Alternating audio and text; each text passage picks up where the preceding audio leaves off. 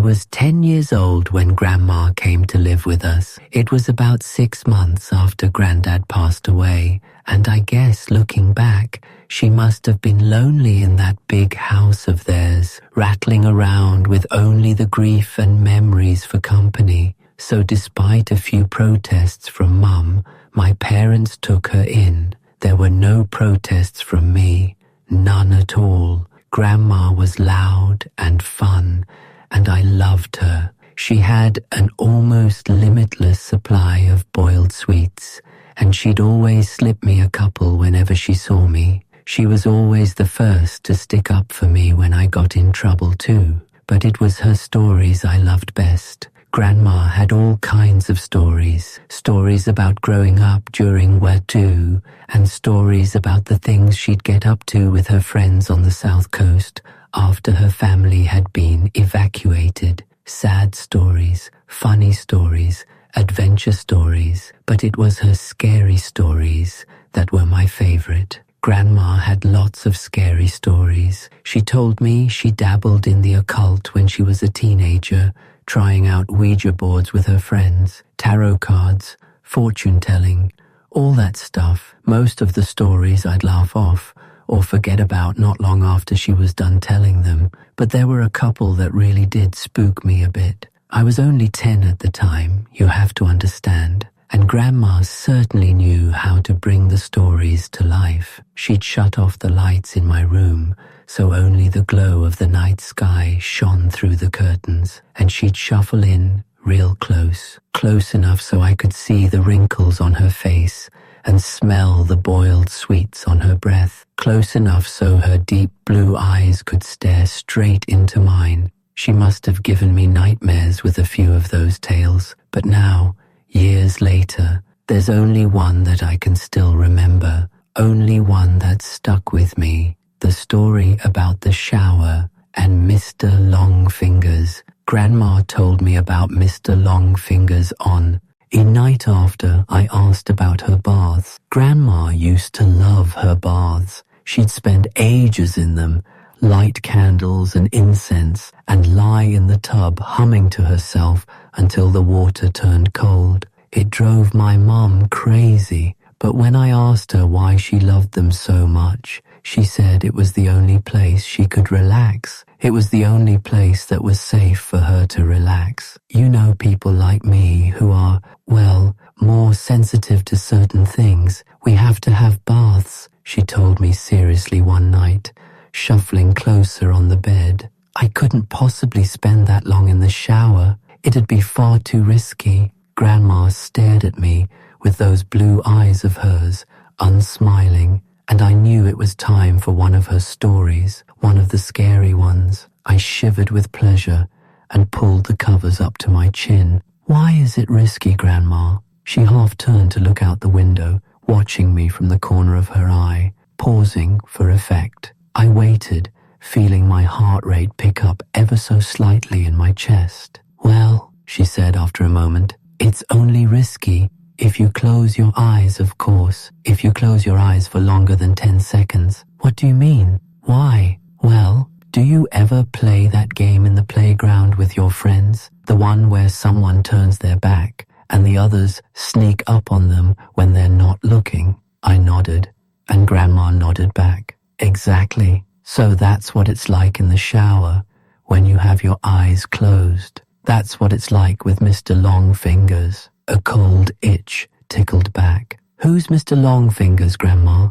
She let out a deep breath, as if she wished she hadn't said anything, turned her head back to face mine. When she next spoke, she'd lowered her voice. No one knows exactly, Grandma whispered. Some think it's a creature that's attracted to the heat and smell we give off in there. Others think it's a demon that finds a way into our realm through the dense steam clouds. No one can say for sure, because the only ones who have actually seen Mr. Longfingers aren't ever going to be able to tell you. I pulled in a breath. Why not? Grandma shuffled closer along the bed and leaned towards me, leaving my question hanging in the air. Don't you worry about it, sweetheart.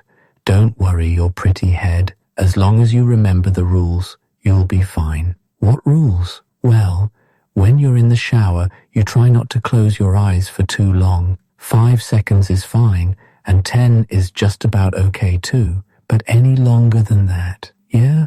Then what?" "Well, any longer than that, and you may just start to feel something in the room with you, something watching. And if you ever go longer than 15 seconds, that's when you might start to hear a noise too." "Hear what?" "The soft tap, tap, tap of fingers on glass, fingers drumming against the glass door of the shower. If you do ever hear that noise, God forbid, will you make me a promise?" "What, Grandma?" "Promise me you'll never open your eyes." I barely slept that night, hardly at all. I'd close my eyes and try to relax, but every time I did, I'd imagine a face pressed against my bedroom window, staring in at me. And when I did finally get to sleep, I had nightmares, bad ones. I had them all week, in fact, dreams about disembodied eyes watching me in the dark, and long fingers reaching out to touch my exposed skin.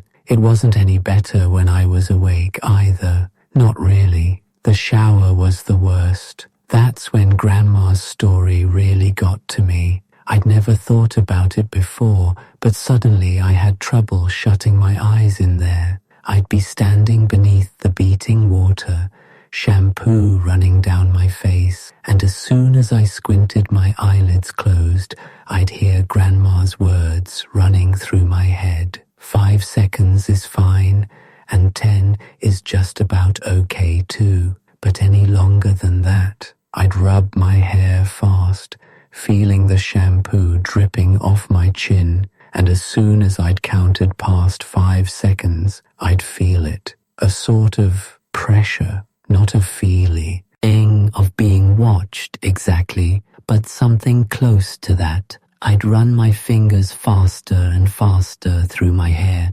frantically trying to get the suds out, and the reddy blackness behind my closed eyes, coupled with the rush of water in my ears, would feel like a held breath, like the silence before a scream. The seconds would race through my mind, and I'd be so desperate to open my eyes again that I'd sometimes do it before my hair was rinsed fully clean, and my eyes would sting with shampoo, but before I shut them again, I'd always be sure to peer out through the steamed glass door of the shower cubicle just to make sure I was still alone. It wasn't long before Mum realized something was up. She heard me crying out in my sleep one night and came in to comfort me, asked me what the matter was, and it all came out. I told her about Grandma's stories and about Mr. Longfingers. She got this look on her face when I was telling her,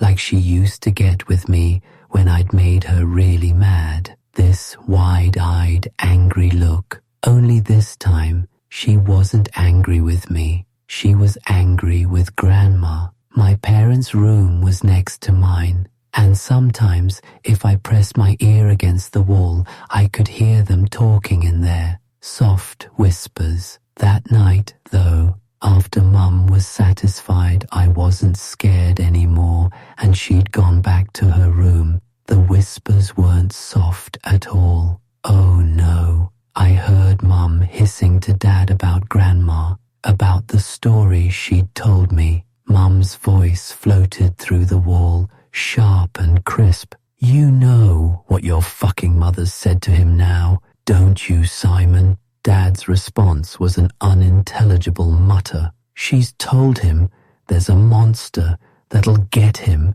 if he shuts his eyes in the shower. A monster. The poor kid's been having nightmares about it all week. Seriously, Simon, you'd better say something to her tomorrow morning, first thing, or I will." Grandma came to visit me in my room the following night. That time, as she perched on the end of my bed, there were no stories, nothing like that. Grandma just sat there and stared down at me, her blue eyes wide and sad. The light from the moon outside my window lit up her wrinkled face. "You know I'd never let anything bad happen to you, don't you?" she said after a moment. I nodded my head. "I know, Grandma. You know I wouldn't let you come to any harm." I nodded again. "Okay, good. That's good." She looked away from me for a moment, out the window. "You know, the things I tell you in the evening are meant to help you, sweetheart. They're meant to toughen you up a bit, protect you." She paused and shook her head. "But maybe your mum's right. Maybe I went too far this time." She looked down at me and smiled. But even then, even though I was only 10 years old, I could tell it didn't quite reach her eyes. "I'll tell you what," Grandma said. "You know what I told you about Mr. Longfingers and the shower? Well, I'm going to make sure you're safe. I'll scare the bastard off. How about that? It won't come back in a hurry if it has to face me." I stared up at Grandma, watching her face glow in the moonlight, watching her smile down at me. I nodded my head. Once, I was the one who found her. I don't know when exactly it happened, but I'd guess it was about a week after we had that talk in my room. A week after she told me she wouldn't let me come to any harm. I woke early that morning from a bad dream to a heavy thumping sound. I sat bolt upright in bed. My room was quiet around me, and I couldn't hear anything from the wall that joined my parents' room either. But the house wasn't entirely silent. Floating down the hall, muffled by my closed door, I could hear the sound of rushing water, the noise of the shower. I leapt out of bed and ran down the upstairs hallway, heart already pounding in my chest. As soon as I reached the closed bathroom door, I started banging on it. A deep terror was welling up inside me like cold water from a well, something I couldn't place, and I kept banging and shouting, "Grandma," over and over again, even though she didn't respond. Off to my right, I was dimly aware of voices from my parents' room, the sleepy shuffle of footsteps, but before they had a chance to make it out onto the landing, I'd lifted my hand to test out the door handle, more out of instinct than because I thought it might actually open, but the door wasn't locked. I kept banging with my free hand, and it swung suddenly inwards, bringing me face to face with a wall of steam. Heat struck my skin. I squinted my eyes against the damp fog and peered into the bathroom,